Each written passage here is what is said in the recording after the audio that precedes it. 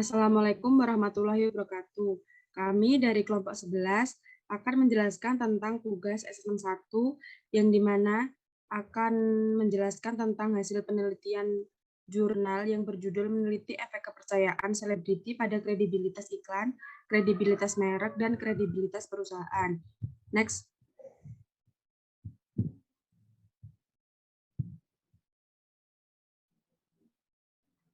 Yang dimana anggota kelompok kami ada saya sendiri, Retno Palupi, dengan NRP 018, yang kedua ada Muhammad Rute Putra Amanda, NRP 067, dan yang ketiga ada Krisan Febrilian dengan NRP 109.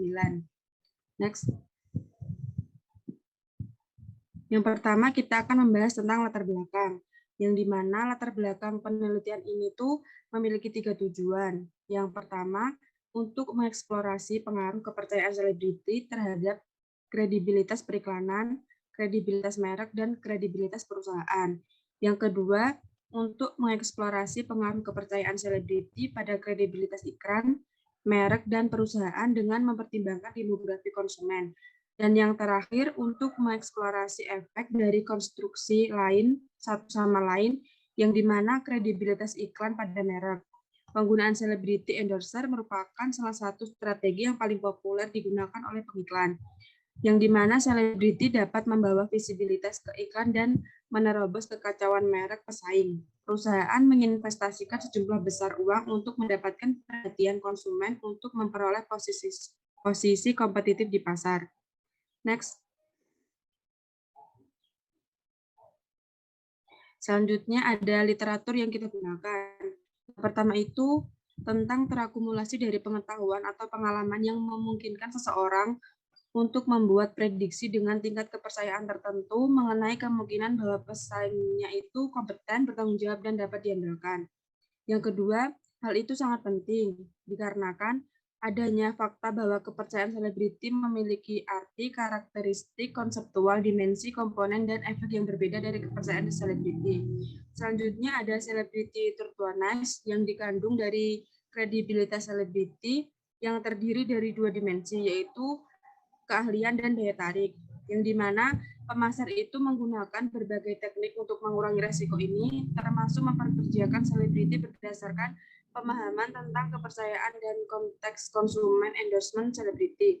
Dan yang terakhir ada menunjukkan kebutuhan untuk mempelajari kepercayaan selebriti secara lebih rinci dan khususnya seperti yang disarankan oleh peneliti sebelumnya.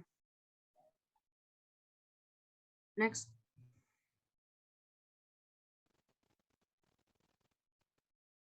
Selanjutnya, hal ini adalah kepercayaan yang seseorang tempatkan pada pesaingnya atas dasar perasaan yang dihasilkan oleh tingkat timbal balik.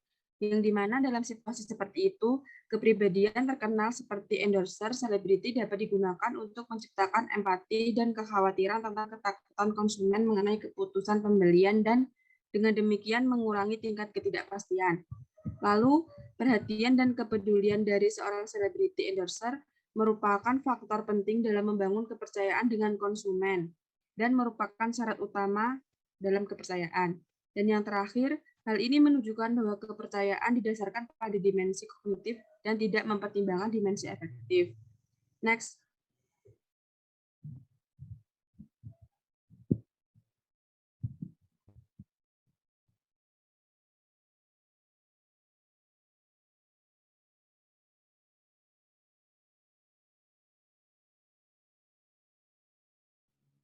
Kemudian, kepercayaan selebriti terdiri dari item-item seperti kejujuran, keandalan, dapat dipercaya, ketergantungan, dan ketulusan.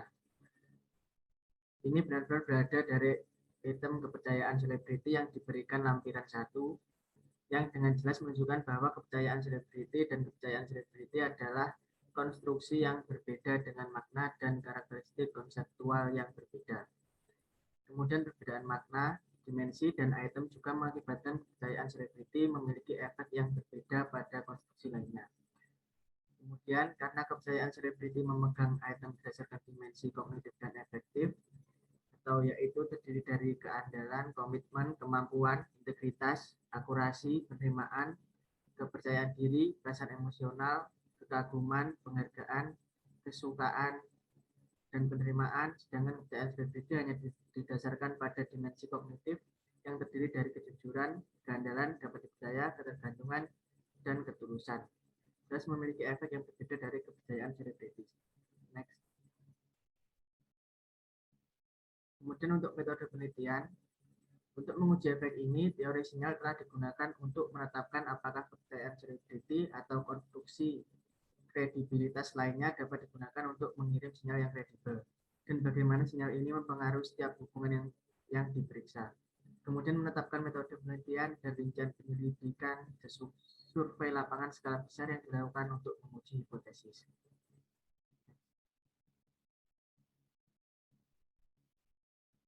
Kemudian untuk hasil penelitian menunjukkan bahwa kepercayaan selebriti berpengaruh positif terhadap kredibilitas iklan dan kredibilitas merek, dan bahwa efek ini dimoderasi oleh etnis konsumen tanpa efek usia atau jenis kelamin.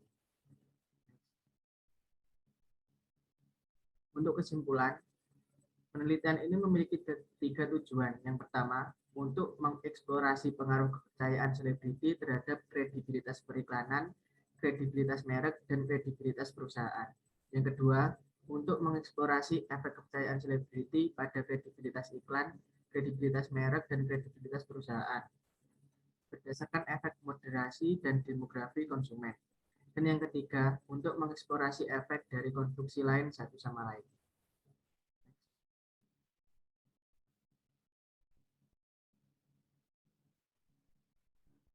Kemudian untuk yang kedua itu peran karakteristik sumber dan daya tarik pesan dalam pesan iklan layanan masyarakat atau PSA, penerapan model nilai harapan Fishbein dan hipotesis match up untuk kampanye anti drinking yang menargetkan mahasiswa.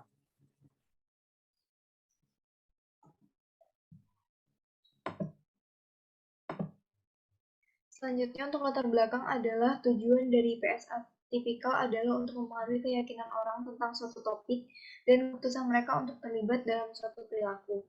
Dengan mempengaruhi keyakinan, perasaan, dan niat orang, ia dapat mempengaruhi sikap target untuk terlibat dalam perilaku tertentu. Ini adalah tugas yang menantang namun penting bagi praktisi PSA untuk menentukan bagaimana meningkatkan efektivitas pesan kesehatan. Selain itu, mengetahui siapa audiensnya, siapa yang mengatakan, yaitu sumber pesan, dan bagaimana memberitahu. Dalam pesan kesehatan adalah komponen kunci untuk menciptakan pesan kesehatan yang persuasif dalam upaya membuat pesan efektif. Artinya apa yang dikatakan para utusan dan bagaimana mereka menyikapinya adalah sangat penting. Untuk alasan itu, peran sumber pesan dan daya tarik pesan harus diperiksa dalam hal tujuan pesan. Biasanya perubahan sikap dan perilaku dalam audiens target. Tujuan dari penelitian ini adalah untuk mengeksplorasi efektivitas sumber pembawa pesan dan daya tarik pesan, sebagaimana komponen komunikasi persuasif dalam konteks masalah kesehatan yang menonjol. Untuk literatur yang digunakan, yang pertama, pesta minuman keras biasanya terjadi ketika seorang pria mengkonsumsi 5 atau lebih minuman beralkohol berturut-turut dan seorang wanita mengkonsumsi 4 atau lebih minuman beralkohol berturut-turut dalam waktu sekitar 2 jam. Sementara pesta minuman keras dianggap sebagai bagian integral dari kehidupan sebagai mahasiswa.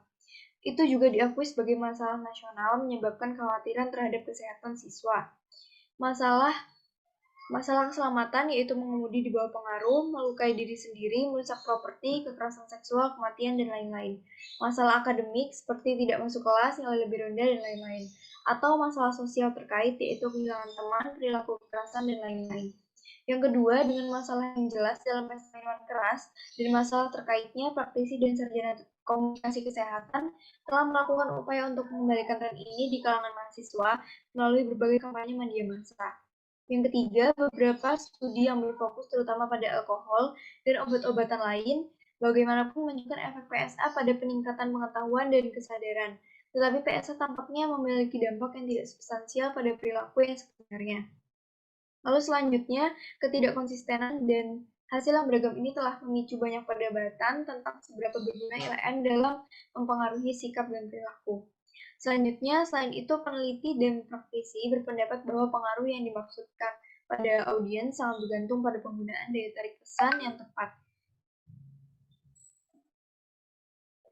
Sementara banyak penelitian telah meneliti efektivitas relatif dari sumber utusan, atau pesan dibanding, yaitu Fishbein dan Ezen 1981.